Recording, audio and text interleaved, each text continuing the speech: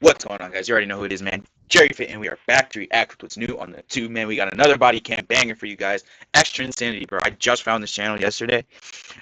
Seems like they haven't posted in a while. I don't know how often they post, but hey, man, you already know we love all the Doctor Insanity content, bro. They have great body cam content, so if we can get as many extra clips as we can, then fuck it, we're gonna react to it, man. You guys already know what I'm going to tell you, bro. If you want me to react to anything, leave them in the comments down below. Send it to me anyway. You know how. All my links are in the description, bro. Thank you guys for running up the YouTube, bro. We've only been posting for a month, but we're already at 80 subs, man. We're growing super fast, bro. We're posting every single day, man. Reacting to anything. We are not afraid to react to anything. So, yeah, man. You already know what the drill is, bro. We're just going to offer our opinions anywhere that we feel relevant and just jump into the video. Okay. Well, we did find the body. This is Peter and I was about to say, no narration? The couple last seen in the CCTV footage walking back to their home before they disappeared. 24 hours later, the same couple were found, beaten, dead, and hidden inside a U-Haul truck. With no clue how this gruesome double homicide happened, detectives are left to piece together the puzzle and find the killer. You murdered your parents, and he said, actually, yeah. That's what we told him about. This was two bodies. I said, two bodies. Oh my gosh, bro. Walking, and then turn around and go back off. That way you guys think you're going north. You do have a caller on the line. He said that man is standing on the backside of his house. Doctor Insanity. Hell yeah. This was the home of 64-year-old Peter Ullman, his 56-year-old wife, Elvira, and their 37-year-old son, Maxime. Peter and Elvira were close to retiring, and were starting to look forward to enjoy a relaxed life during their twilight. You said 37-year-old son? Sorry. Ullman, his 56-year-old wife, Elvira, and their 37-year-old son, Maxime. Bro, what are you still doing at home? And were starting to look forward to enjoy a relaxed life during their twilight years. But on November 30th, 2021, something strange would happen. Peter wouldn't show up for work. Peter had always been on time and never missed a day without letting someone know, so his co-workers quickly grew worried. Within hours, they would try calling his wife, Elvira, to check on him, but when she failed to answer as well, their concern grew to the point where they contacted the police. The very same day, officers would be dispatched to the family's house for a welfare check, but when they knocked on the door, no one would answer. Worried for their health, police would break into the home, only to discover an even bigger mystery. Everyone was gone. It was as if the entire family had vanished. Inside the house, officers found no signs of a struggle. The rooms were tidy, and nothing immediately pointed to foul play, except for one particular detail. A white, powdery substance was scattered in all of the rooms. What is that? While strange, it wasn't enough to offer any clear answers. This discovery would escalate this from a missing persons case to a murder investigation. But what is that white stuff? Detectives quickly reached out to the neighbors in the area, hoping to gather information about the family's routines, or whether anyone had heard about them, planning to leave for a trip, and that's when they'd find something interesting. One of the neighbors had a CCTV camera pointed at the approximate direction of Peter's house, and a recording from earlier that morning would reveal something disturbing. 3 unidentified men were seen carrying a large wooden box and a freezer out of the Ullman home and into a U-Haul truck parked outside sometime between 3 and 4 a.m. That's This crazy. discovery raised more questions than answers. Who were these people? And what are they doing That's why you guys, in the morning? that's why you guys gotta stop doing crimes, man. There's cameras everywhere, bro. Everybody can always catch you doing stuff, man. Even though, like, technology is a thing, like, that also shouldn't be the reason that you're doing crime, man. You shouldn't be out here trying to intentionally harm someone, man. Just get a grind, bro. Just find something that, like, I mean, just get a job, man. Like, literally just get a job. Find something to keep you busy, bro. Start making money, bro. Start stacking your chips. Build a passion. Build a habit or something, dude. Like, there's no need to be out here just tweaking out on people. It was crucial. Everything hinged on locating that truck. Over the following hours, detectives began checking all U-Haul facilities in the area, hoping to find a model matching the one on the CCTV. Police would use cadaver dogs, specially trained canines able to smell and identify dead human bodies to check the trucks they were searching. And on the next day, December 1st, one U-Haul truck parked outside of one of these facilities would alert one of their dogs.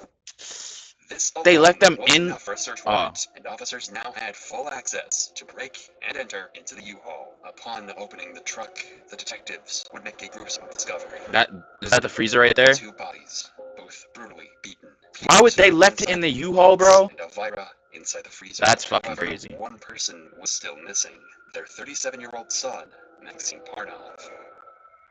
It's fucking With 2 crazy. dead parents, their son missing, and an empty house, all officers could do was ask neighbors who might have interacted with Peter or Elvira in their final days. And after getting contacted by one of the neighbors over the phone, they'd get a lead that would blow the case wide open. So yeah, I get it, you're shaking, but what did he tell you it happened? He said they passed, and I'm like, wait, what the you mean? He said they've been arguing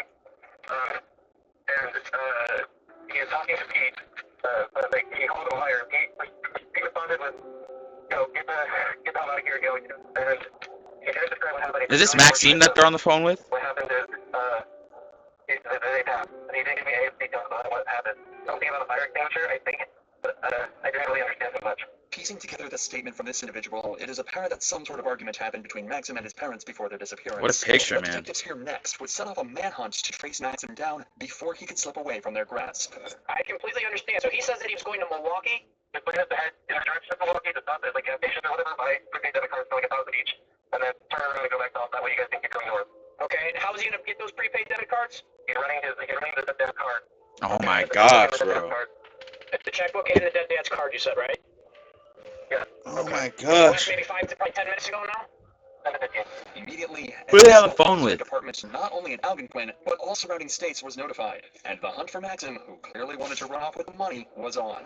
Bro, yeah, that's nuts, man. Killing your parents for some money is crazy. On December 2nd, Can never imagine that shit, man. by approaching AT&T, Maxim's cell phone provider, officers were able to get an approximation of his location. This was done by using cell tower triangulation, a technique in which a phone's connection to surrounding cell towers is used to pin a suspect's location. However, this comes with its inaccuracies. In Maxim's case, officers had a 223-meter radius to search, but this entire radius was cut down to just one home with just one phone call that officers received. Everyone 66, be advised, we do have a caller on the line that said that they are Maximum's friend. His name is Andy Helzer.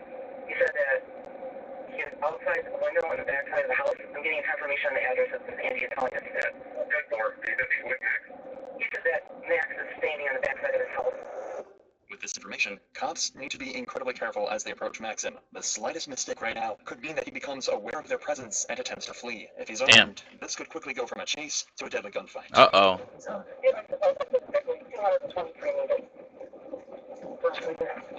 Didn't they say something about 223 earlier? Where is he? You have any weapons on you? What's your name? Okay. All right, turn around, face away from me. You got lethal cover. No. None of you all set? Right there. Go ahead and put your hands behind your back. Nothing's gonna happen to you if you don't do anything to me. I'm not. Max would refuse to say anything, so they take him to the station. Unfortunately, this meant that there were still too many unanswered questions after his arrest. Officers do not know what happened that led to Elvira and Peter's murder, and most importantly, why he would ever want to kill his own parents. But this didn't mean an end to the leads that police could gather, because soon enough, anonymous witnesses came out on their own accord in order to tell their sides of the story. The first witness was one of Maxim's neighbors, who claimed to have an audio recording of Maxim from November 29th, just a day before Peter and Elvira's disappearance. Previously told me on yourself that you have a recording of what happened on the 29th. Whose voices are we going to hear? You're hearing my voice, Reno's voice, and Max's voice. All right, now we'll go ahead and play what you have there on your phone. Before listening to this audio, keep in mind the fact that Maxim had a well-known reputation in his neighborhood for doing anything to earn money. After all, he was an immigrant from Russia, and there were very few jobs he could work, which is why this audio would reveal one of his shady sources of income. Okay, now look. I'm gonna just what the fuck do you think? You think I came here and told you the story? And look it up. Here's $5,000 watch. It's $7,800 worth of. Where I get this from? I got there from working. I'm trying to get help from a friend because I can't live something by myself. Okay, and I need to do it just like no word. And if I try to do it myself, it's like I'm gonna. And I need someone to help me. And then also driving the car and dropping it off. But I need someone to help me follow with another car and go to figure it out. Yeah, inside a fucking road. I don't understand. Here's the thing, right? Here's the thing. I'll help you. Right. So, as speak for yourself, I can only take so much advice at once. Well, I'm mad confused. I don't know what's going on. I mean, right. That's exactly what we're talking about. It is. You got a process. Yeah, there we go. It is. As far as, I gave both the watches. I don't know, that's 1,200. That's 12,000. And I'm going to buy someone else, because somebody else is going to 12 grand. I'll give you 3 watches. That's 17,000. Throughout the course of the officer's investigation, it was never clarified where Maxim got his hands on expensive watches like the 3 he mentions here. Even the men he is trying to sell to sound suspicious of where exactly these were obtained from and don't budge easily. This is why Maxim becomes increasingly aggressive. In fact, his cathartic behavior only takes a turn for the worse from here on out as he begins to randomly talk about his mother, Elvira. Well, here's the thing. I've been living this for my entire life with her, and she killed my dad. She's the reason why my dad died. Although Elvira was Maxim's biological mom, Peter was his stepdad. Maxim's real father committed suicide early on in Max's life, something that he is clearly blaming his mother for. Not for the first time, and certainly not for the last. Hey, man, that's an unfortunate situation and everything, but that's still your mom at the end of the day, bro. Like, no matter what, dude, you can't. I mean, that's just like common sense that you can't put your hands on your mother. That's ridiculous. And I mean, as far as whatever their family history is, man, prayers I mean, it sucks that you lost your dad like that, of course, and I can empathize with you on that. But I mean, killing the stepdad is not gonna bring your dad back. So like, there's still no point in doing that. So I mean, I can't And then dropping can't me in get the head when I behind was a that. baby, she did that on purpose. Poisoning my daughter, she did that on purpose. Now she's flatly with an emotion, like when I try to apologize and try to love her, and she like threatens to fucking call the cops on me, which would initially like get me put out of jail for years and years and possibly deported, and I told her that. Like, no remorse, just like, ugh. And it's like, why are you with me? I'm trying to do good. Like, Bro, you're I 37. was like, no, dude, like, I just got this new job. Dude, like, I'm gonna do X stuff. Fucking bar manager going up to be general manager. And Bro, good for you on all your accomplishments. I'm not laughing at the fact that you're going to be an ex-golf manager, dude. I have no idea your history. I have no idea your ambitions or goals. I think any source of legal money is, I'll never shame a man for chasing his bag. But, bro, you're 37 living at home talking about some, what did he say? I got this new job. Dude, like, You said, like, I know that's like, why are you? yeah, like no remorse. Like I've been living with this for my whole life. Like, why are you fucking with me? You're 37, bro. Move out of the house, man. 37, dog. There's no reason for you to be fucking taking everything to heart that your parents are saying, dude. Get out of the house and get your shit together, dog. I'm trying to do good. Like I know I smoke or whatever. It's like no, dude, like I just got this new Dude, job. you're a grown ass Like, man. next stuff. Fucking bar manager going up to be general manager, and they've been doing this to me like, oh, we'll help you out. No, I don't have any money. And blaming me like, no, you know, like a piece of shit. You're 36 years old, and it's like, dude, I'm fucking dealing with health and mental issues, and I've like just got on medication once, and it's like, Dude, but like you keep making excuses for yourself, bro. Like shit happens to everybody, bro. This shit happens to everybody. Like get your help, get the things that you need to get done, and then keep it pushing, man. Like there's no need to feel bad for yourself, bro. Nobody's coming to save you, dude. You gotta do that shit all on your own, man.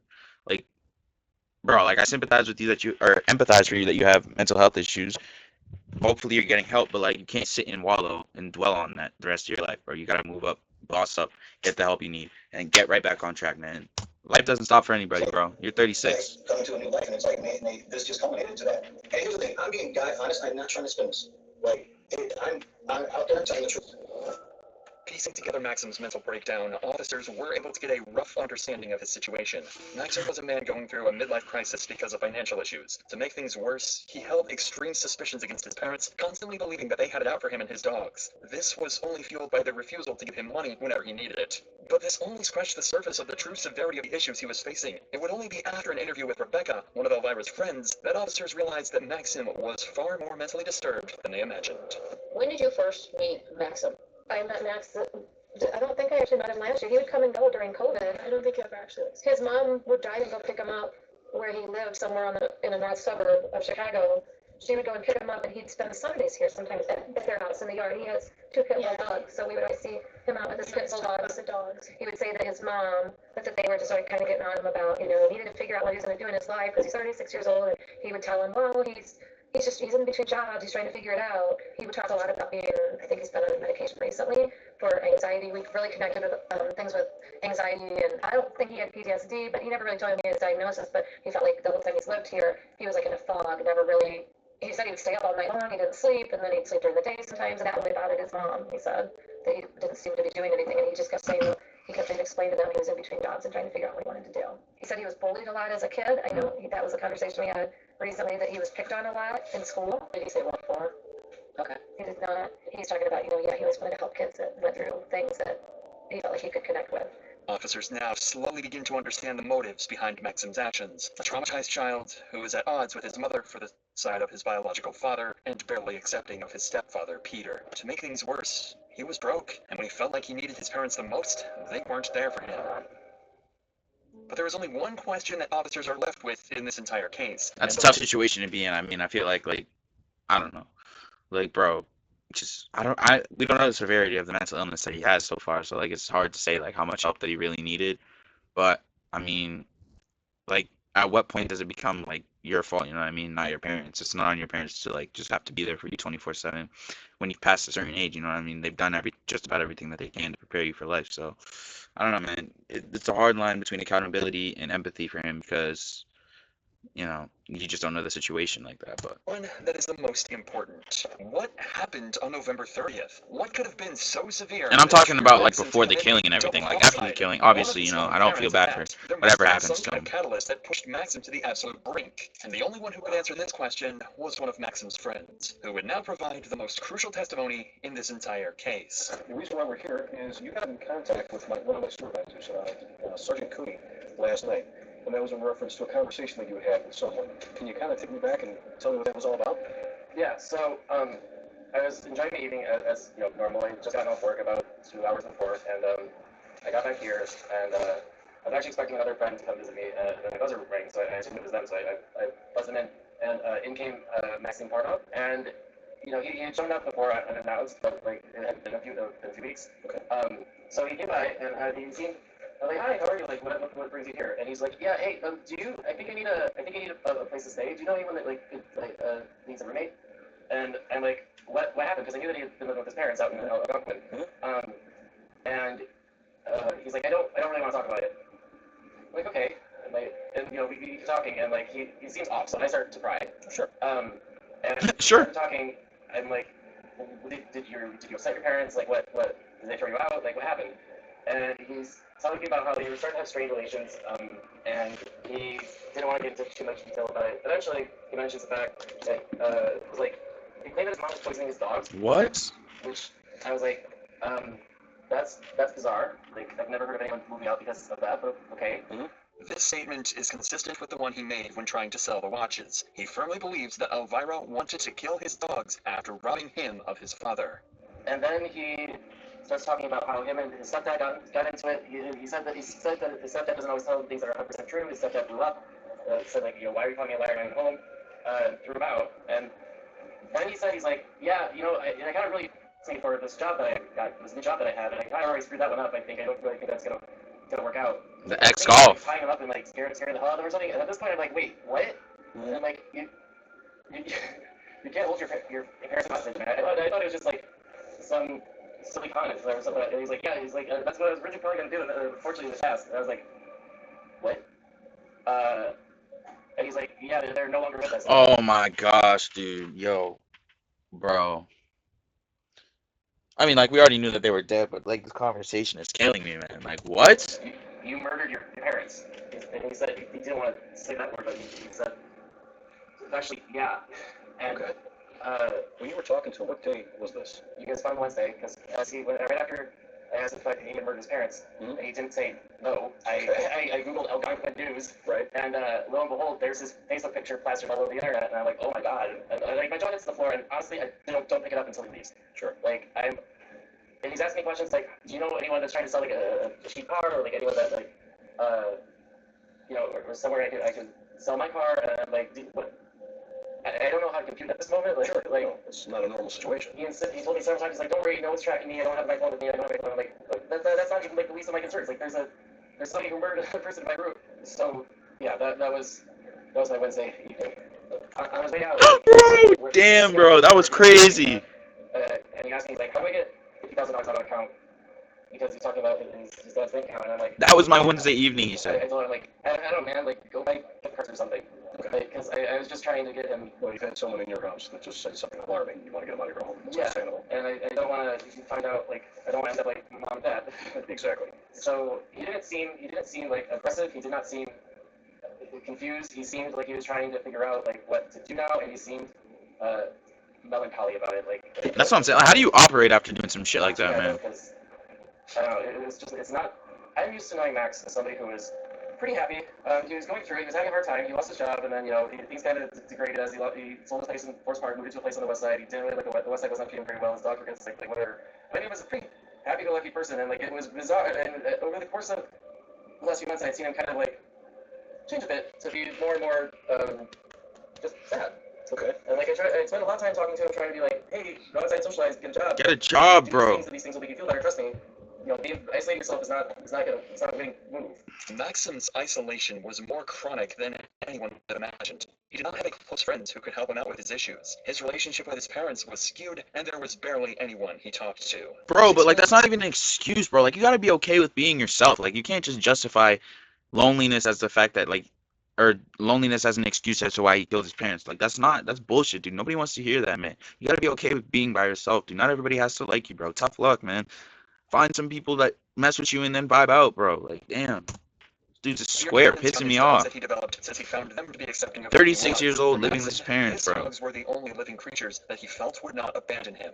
This is confirmed by the witness's further statements, while he also reveals the details of the events leading up to the murder. I mean, on the way out, like, the last thing he said to me was, he said, like, I just needed somebody to love me.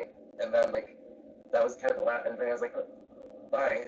And Would that be a normal thing for him to say to you? he was starting to get emotional about, like, what he had done.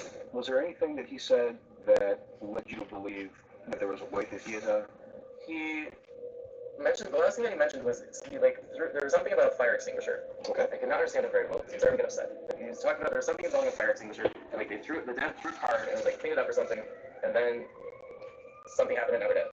My initial hypothesis was that since, like, he talked about wanting to tie them up and, like, scare them, I'm assuming, I'm like, well, did he poison them, and he accidentally, like, poisoned them too much? Or did he want them just to be incapacitated, so he should actually, I guess, hold them hostage? Right. But, it would be good. But, like, so that's really all I thought. I mean, I have no idea what happened to them. Okay. And as far as, like, the fire extinguisher, and he said... Oh, maybe that's the white powder, the poison? And then they were dead. Did he, like, say that was, like, a tipping point? Or did he say why the fire extinguisher was used, or anything like that? No.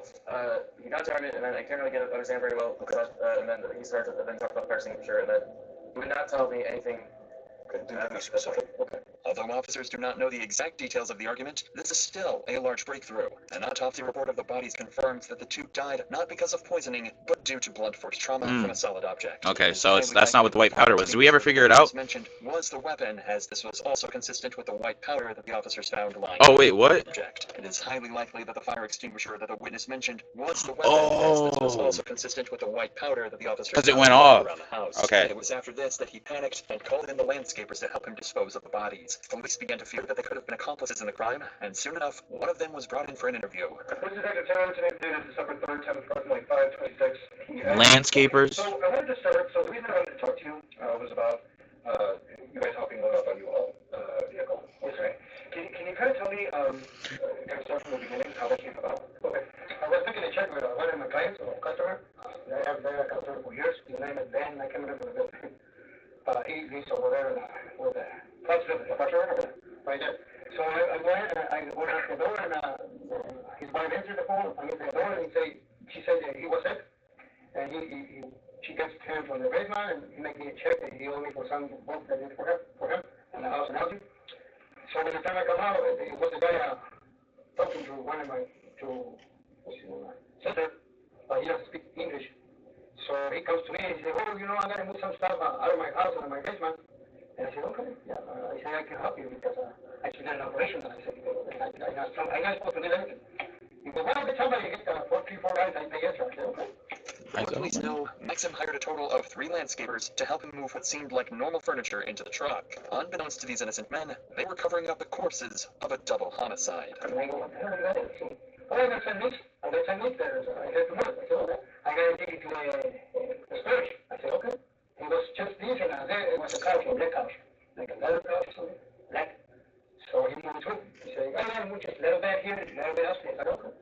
So he has like a, ¿cómo se dice? Gabinete, o sea, camarera. Yeah, so that was a cabinet? What's a dresser? That's a dresser? Yeah. Así gigante, it looks like a... Yeah, he said it was a big, some kind of a big dresser.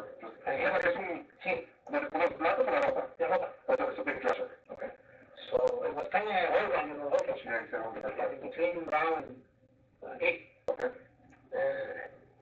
So I kind of figured out what was going on because he had paper around with plastic cover too. I said, well, and I said, what are you talking about? It's too bad, I was going to say, take the fucking doors out, Yeah. So they will be lighter, So he said, no, I got thanks for it. I'm not supposed to take it. I got to take it there, By comparing the general movements of the landscapers recorded on CCTV with his statements, the details so far seem accurate. Although most of the suspicion has been removed, they cannot be completely sure, and by questioning him further, they can achieve 2 objectives. The first is the fact that they can make sure that none of the 3 men were accomplices. Facts. The second, and most important one, is getting more details about Maxim's behavior, movements, and intentions on the day of the murder. Bro, imagine you fucking sign up for a job, dude. Just doing landscaping, dude. This guy comes up to you, offers money to help him move out.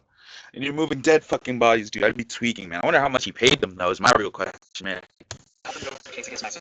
Trust It looks like he was too nervous and he was in a hurry to things and I panicked. So what's going on?